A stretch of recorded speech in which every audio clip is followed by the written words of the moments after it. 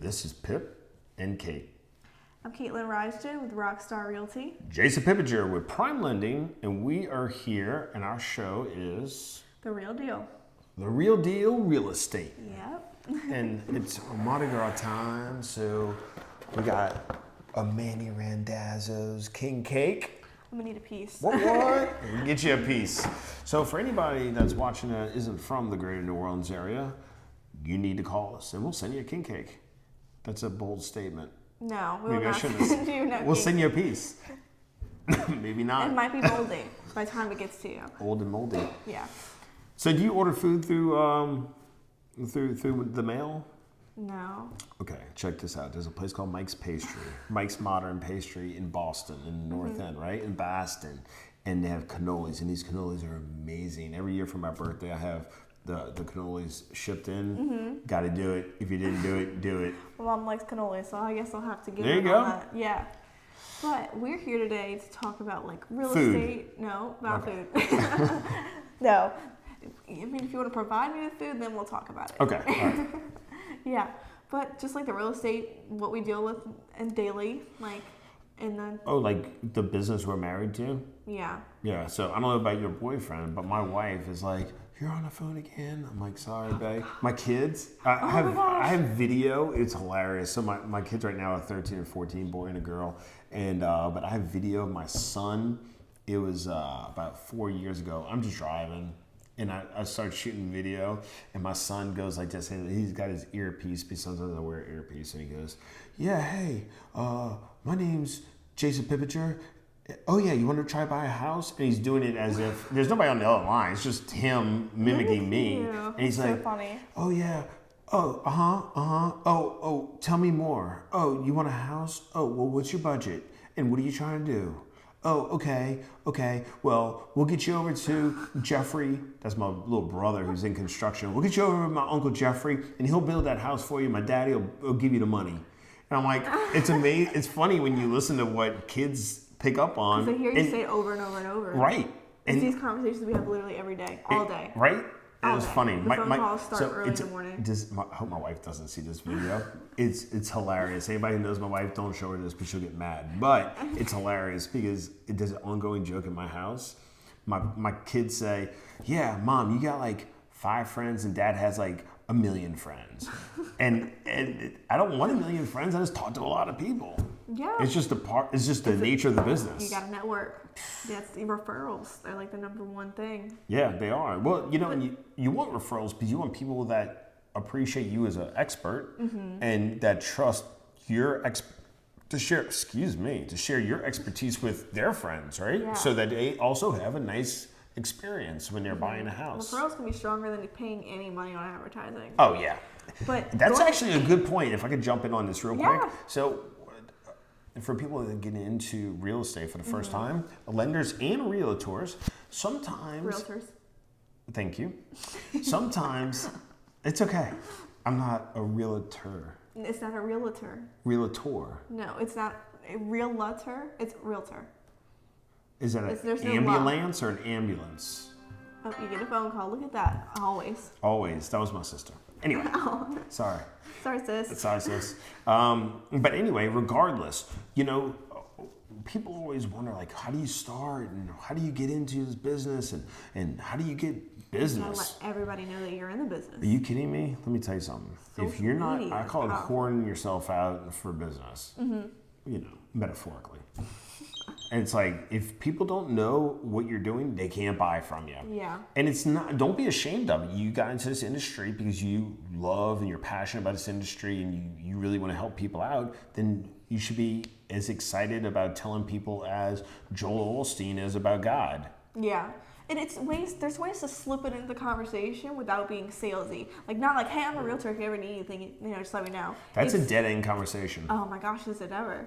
It's, "Oh yeah, I was helping one of my clients in real estate. They like," let's just say this person says, "Oh yeah, I just bought a new Rolex." "Oh really? My client, he works for Rolex. I don't know, something to where it continues the conversation. Yeah, exactly. And then the client, what's your client for? Real estate. Oh, okay. You're selling houses? Yeah, I'm selling houses. We're looking at this $500,000 house. Check it out. It's awesome, isn't it? Well, when you deal with the luxury realtor, I guess you deal with $500,000 houses every day, right? I guess depending on your market, that might be a shack. That is the goal. Oh yeah, depending on your market. Oh my gosh. If you're in Orange County, that won't even get you a spot under the underpass. Oh, that's such a good TikTok idea. Oh my gosh. We can shoot under an overpass with a sign that says, I'm looking for leads, written on a cardboard. No, I've seen that before. No, I think a really good TikTok idea would be comparing a $500,000 home to a $500,000 home in our market. So we're going to fly and do a remote show in LA? No, like pull a picture off of Zillow and then pull a picture off of... we can do it cheap like that too. I thought we were going on a road trip. That's a budget. That's a budget. Yeah, we don't have that budget yet. But if you like and share our post and this video and share it a lot, then you can pay for us to go do that idea. Yeah, we can go to Orange County. In the meantime, we'll do it on the cheap. Yeah. We'll hijack people's posts. And, post on TikTok and be like, look what $500,000 gets you here versus there. So since we're talking real estate, get into real estate. There's a new show, so let's talk new realtor. New licensed people that sell houses. Pulled the Elmer phone. Real estate agents? Yeah, I don't know. I might mispronounce that too. And then lenders, that's me. So getting into this industry, what is your go-to recommendation? We just talked about leads and generating business, right? Your sphere of influence, right? You hear that a lot. That's who you should go to first and network, let people know what you're doing, and then ask those people for referrals. Or if they know of anybody that you can talk to about that. But what else? What kind of hurdles have you learned? My go-to thing is social media. Okay. For sure. And I'm at that point where I'm actually starting to pull people that are strangers off of social media. I guess you would call them like leads, but I mean, let's be honest, these are people. These aren't like necessarily leads. Like these are real people looking for a real home or a real rental. And I'm getting them from Instagram and TikTok now. I actually got a California buyer who's interested. There you go. Yeah, from Instagram and TikTok. So I would say, making your social media show that you're real estate, but also keeping it real. You don't want to post all these flyers and everything all day real estate. You want to put your personal life into it. Why that's so crucial, what Caitlyn's saying is this. It's because unless you have a frame of reference, it doesn't mean anything. If I can give you a financial flyer, if you've never seen one before, they're numbers. And it doesn't mean anything. It doesn't, like, for instance, I don't know quantum physics, but if you explained quantum physics to me in referencing an orange that I'm intimately familiar about eating oranges, then now I understand it, right? But you can't just throw information out there and it makes sense to me, but you have to make sure that the person receiving the information understands what you're explaining. You have to give value, but you also have to make it entertaining. Yeah. Like, no one's going to want to talk about how much it costs to buy a house. Super exciting conversation. Yeah, no one's going to want to talk about that. But when they see the video of the $1 million house that you posted tour through, and they're like, how much do I have to put down for that? All of a sudden, the conversation about money gets real interesting. Right, yeah. How much money do I have to save? How much money do I have to put down? Which is a good point. I mean, some people think you need 20%. 20% is good.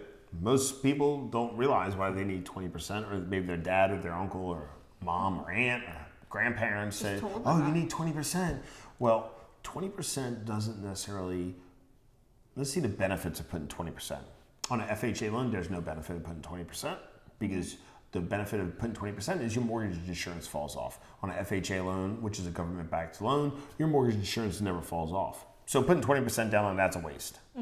On a conventional loan, you can get away with as little as 5% down. On FHA would be 3.5%. Conventional is 5%, and there are some programs out there on conventional you can get away with as little as 3% down. So you take your total sales price, $100,000, 3%, or let's say 5%, that'd be $5,000 that you need to bring to the table for the down payment. But you also need to bring other things to the table besides that $5,000. Closing costs. Closing costs, that's right, 100%. Closing costs, you gotta pay a title attorney, you gotta pay me, you have to pay your appraisal, you have to pay your inspector, you have to pay your property taxes and insurances 1 year in advance. I think closing costs is like the number one best kept real estate secret, and it's terrible. It's terrible. It's a bad secret. It's a bad secret to keep because people don't. I have $5,000 of down payment. That's no problem. But what about the other X amount of dollars, which I don't even know how many dollars because it's different every single time. Yeah, that's a really good point. So I tell all my clients, and when we don't do transactional work, we do consultative work at my branch. We want to make sure the clients understand everything and how what we're advising relates to their whole financial world. If they're trying to save for a car, if they're trying to put additional money aside for their children for college, or if they're trying to put a certain percentage into their 401k every year, whatever the case is, we want to know what those numbers are so we can work within their budget. And a lot of people forget about those things. They go to buy a home, they're like, oh, I could pay $1,250 a month. That's no problem. Okay, but they can't afford to do anything else because that's all the money they have. You can't afford to save money. You can't afford to... Yeah, you can't afford to do anything. And so it's not doing the client justice by just doing a transaction like, oh yeah, here, I'm going to get paid here, blah, blah, because I'm 100% commission. She's 100% commission. And so doing transactions is how we get paid. But if it's not the right thing, we have to be ethical. Yeah. If it's not the right thing, I'm going to tell my client, look, yeah, you can afford this, but based on your financial goals, that's too much money. It's best to be ethical in our business because that's how you're sustainable. Yeah. If you have happy clients, you're going to have their happy family. Oh, okay. And then they're going to be like, I want to work with you. I thought you were going to go do like happy clients equal happy No. lions or something that rhymed. No, we don't do rhymes. That would have been funny though. Yeah. But no, that's the truth. Like, you do a good service to them and you help them. They're going to recommend you to all their friends, all their family. They might even post you on their social media. Who knows who they have following them on their social media and who their network is. And to come back real quick to social media. So when you get into this industry, we actually happen to have a social media expert in my company that I consult with. And Caitlyn is just... a savant, so she doesn't need to consult anybody. I mean, that's the name of college for. Well, there you go. Yeah. But for anybody getting into this industry, whether you're a real estate professional, did that come out right? Or a lender, understand that your business social media page, you treat differently than your personal page. On your personal page, I'm not suggesting you do or don't do this, but you may throw up different things about politics. Oh, no. You might talk about religion. You might talk about all these questionable conversations, woke, not woke, whatever. Whereas on your business page, you leave all that alone. Yeah, I know a lot of people who and that's the biggest piece of advice I can give you. So many people ask me my age. They're like, I want to get into real estate, and I look at their social media, and you I'm like, delete all that. You can just delete your whole page. Just start over. Because you're posting like they're posting themselves dancing around, and you know what I mean by dancing around, nothing appropriate. And it's like, no one's gonna want to buy a house from you when they go on your social media and see that. I mean, some people might. It's okay to be fun and entertaining, but you have to be professional. Yeah, and they don't want to see you partying every weekend on social media. They want to see you being a professional. Because if you come into this industry, you are your own business. Yeah, you are your own business. I don't care if there's a brokerage that holds your license. That's what happens when you become a real estate professional or realtor. And realtor, not realtor. Realtor. Gotta learn it. Realtor. Yes. And so when you're a realtor, you get your license. You get licensed. You take a test. You get your license. Then you a broker holds that license, and the broker's job is to make sure you don't get sued or in trouble or anything. Make sure you're on the up and up and ethical and all that kind of good stuff. So that's kind of, I forget why I was telling you that, why I was mentioning that, other than super important. And when you're going, even though somebody's holding your license and you're in a brokerage, or in my case, a license. You hold your own image. And right, I'm my own business, right? So my company doesn't give me business, and your company doesn't give you business. We have to develop our own business. So it's important how you portray yourself. Yeah, and that was a lot of long-winded people. way of saying that. Yeah, but it makes sense though, because a lot of people don't even know how the brokerage thing works. So it's good to point that out. Yeah. But it makes sense. Some people ask me, they're like, "Do you have two pages? Do you have a personal and a business page?" No, I combine it, but that's not for everybody. I like to. Yeah, I combine it personally for me because I like to have that extremely personal aspect with people, and because that's what gets me engagement on my real estate posts. If I sprinkle it in there sometimes, but if I'm like all real estate, I'm gonna get like 3 likes. Yeah. And I say it's all about likes, but that's what you want is people engaging. Well, you get traction. Yeah, and then that's what boosts your posts, and that's their free advertising. Yeah, exactly. But if you're one of those people that's a really fun person and you like your partying on weekends, you like your fun stuff, you like your politics, you like your religion. Don't put it on social media. If you do, have your own private page. Yeah. Or you do with that. your small amount of friends and family, that your circle that you like to. Damn, that was demeaning. What? With your small amount of friends. Well, I mean, if you're posting a constant, we're not going to get into the politics thing. We're not going to get it. No. I keep quiet about that. I keep my opinion to myself. You know why I don't talk about politics? Because politics don't pay my bills. Well, not only that, but if you talk about how you feel about a certain thing, it's gonna, all the other people that would be potential clients will look at you as you believe this certain thing, and they won't use you. 100%. If you're gonna get into this game and this market, you want to appeal to as many people as possible. You don't want to pick sides. No. And you don't need to have some radical opinions. I'm here for one reason. My reason is to sustain a certain lifestyle for my family by helping people buy houses. And that's it. I'm here to help you buy a house, not to discuss our. You can tell me all sorts of things. I'll go like this.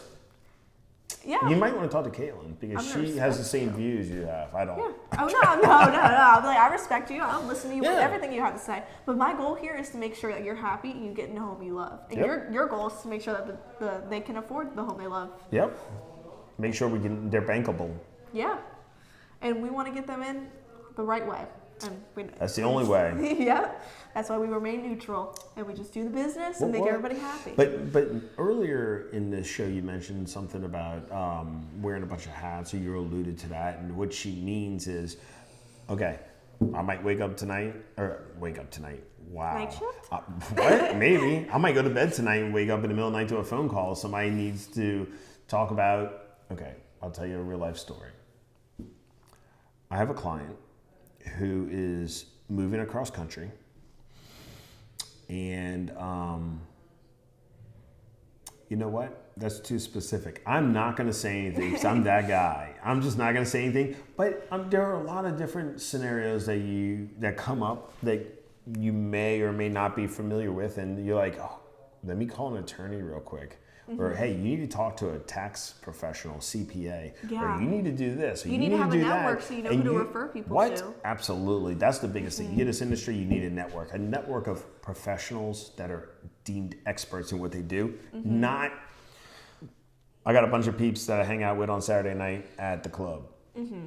No, you need to be able to say, if somebody comes to me and it's like, okay, I'm ready to purchase a home, but how do I get a loan? Like, what do I do? Do I just go to the bank and just ask for them? No, that's my job to refer them to people that I know and trust and I worked with before. Right, absolutely. And that's a really good point that you brought up. The biggest thing, if you're looking to buy a house, not getting this industry, we talked about that a little bit. If you're looking to buy a house, the first thing you need to do is talk to a lender to figure out what you can buy. Mm-hmm. That's number one.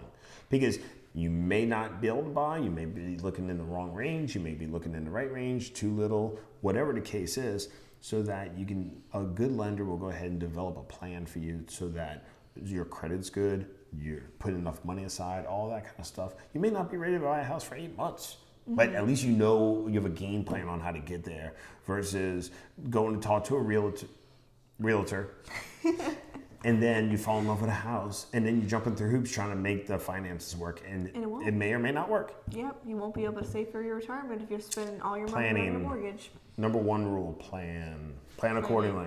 Yep. Well, I think that this is a good spot to end the podcast, and next podcast we will go into a little bit more about planning and consulting and how to appropriately say realtor. Yeah, realtor. Not a realtor. I think you're right. Yeah. I'm just going to leave it at that. Yeah, I'm right. And that's how we're going to end the podcast. Caitlyn's always right. Pip out. All right. Bye. Bye-bye. See you in the next one. Like and subscribe.